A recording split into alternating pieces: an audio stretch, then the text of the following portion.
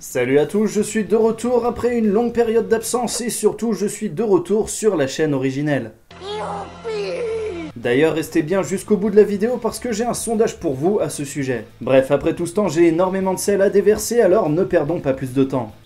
A commencer par la fin de Game of Thrones qui a permis à plus d'1 million de casse-couilles de se plaindre, allant même jusqu'à faire une pétition pour refaire la dernière saison. Ça fait quand même 1 million de personnes dont la vie est aussi vite que celle d'un tétraplégique dépressif. Alors je comprends que la fin de Game of Thrones ait pu décevoir, mais comprenez aussi que les gens de Game of Thrones, eux, ont une vie et accessoirement d'autres projets. Surtout qu'en vrai, la fin aurait pu être bien pire. Une fin à la Disney par exemple, avec Cersei qui plie devant Daenerys et Jon qui règnent dans la paix et la consanguinité. Bon d'accord, ça serait un Disney version Nord-Pas-de-Calais, mais personnellement ça me va, j'adore l'alcoolisme et les incestes. En tout cas, ce que je retiens dans tout ça, c'est que de nos jours, quand les fans d'une série ou d'une saga n'ont pas ce qu'ils veulent, eh bien ils ne peuvent pas s'empêcher de pleurer comme des petites princesses qui n'auraient pas eu le poney qu'elles voulaient à leur anniversaire. Alors qu'on ne soit pas d'accord avec le choix des créateurs, je peux le comprendre, mais de là à faire une pétition, faut vraiment avoir que ça à foutre de sa vie. Non, parce que si on va par là, moi je propose une pétition pour refaire la fin de Titanic par exemple, parce qu'il y avait clairement la place pour deux sur la planche. Ou alors refaire la fin d'Avatar, parce que moi une histoire où des extraterrestres bleus hippies réussissent à combattre une organisation capitaliste militarisée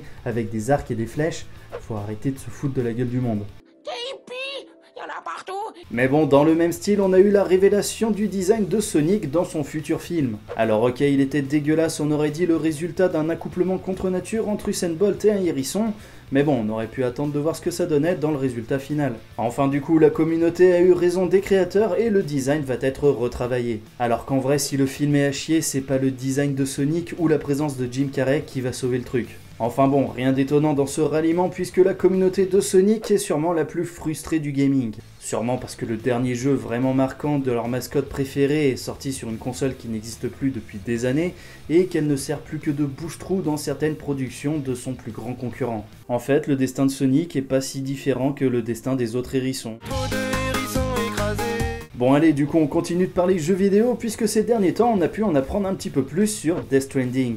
Et ça s'annonce vraiment révolutionnaire puisque dans ce jeu on aura la capacité d'uriner. Alors oui, les vrais gamers vont me dire que je suis débile de ne retenir que ça va être un vrai chef-d'œuvre, et ils ont sûrement raison. Mais je vous emmerde, hein, pour moi ça restera le jeu où on pourra contrôler Daryl de The Walking Dead et le faire pisser. Quel génie ce Kojima quand même. Bon, toujours dans le gaming, on a appris il y a un petit moment maintenant que Breath of the Wild allait avoir une suite. Mais je ne vais pas vous en parler plus que ça parce que même si je suis un fan de la première heure, la fanbase de Zelda est tellement casse-couille que quoi que je dise, je risque de m'en prendre plein la gueule dans les commentaires.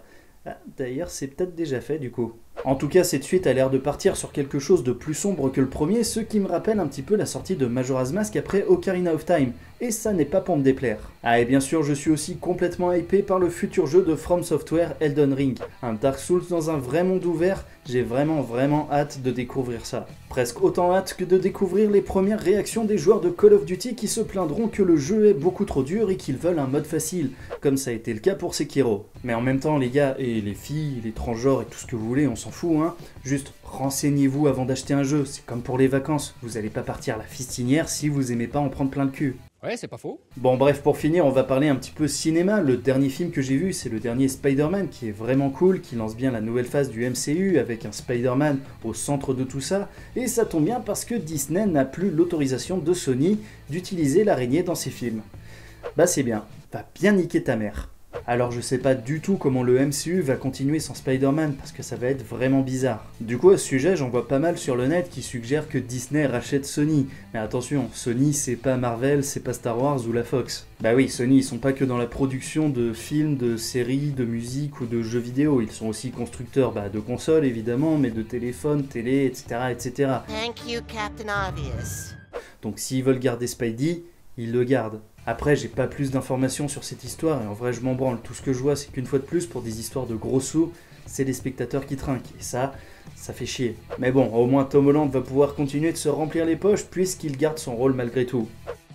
Sur ce, vous pouvez me laisser un petit mot dans les commentaires, je les lirai parce que j'ai rien d'autre à foutre de mon temps libre. Par contre, pas la peine de me dire que je n'ai pas parlé de ci ou de ça, c'est moi qui ai fait la vidéo, donc je suis au courant. En tout cas, j'espère que la vidéo vous a plu, n'hésitez pas à vous abonner et à enclencher la fameuse petite cloche. Oh, et je vous parlais d'un sondage au début de la vidéo, en fait c'était juste pour que vous restiez jusqu'au bout. Non, je déconne, en vrai je voudrais juste savoir si vous étiez resté abonné à la chaîne après sa fermeture, ou si vous découvrez la chaîne, ou alors si vous étiez désabonné et que vous allez vous réabonner. Voilà, simple curiosité. Allez, sur ce, c'était Glenn Erwan et je vous dis à la prochaine.